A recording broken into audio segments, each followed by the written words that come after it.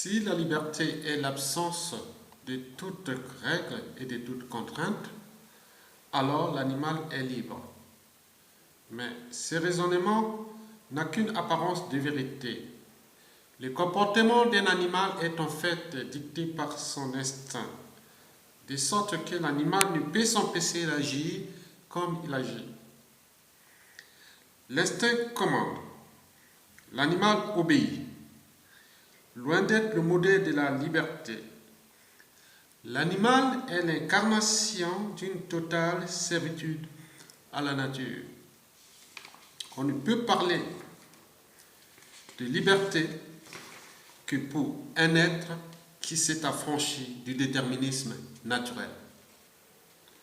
Pour être libre, il faut pouvoir choisir de faire ou de ne pas faire. Seul, donc, un être qui s'est débarrassé de la tyrannie des instincts peut remplir les conditions minimales de l'accès à la liberté. Emmanuel Kant soutient que c'est là tout justement le rôle de l'éducation.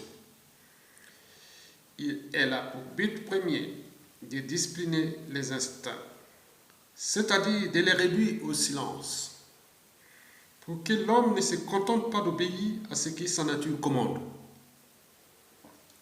En effet, s'il suffisait d'obéir aveuglément aux lois pour être libre, alors les sujets d'une tyrannie connaîtraient la liberté.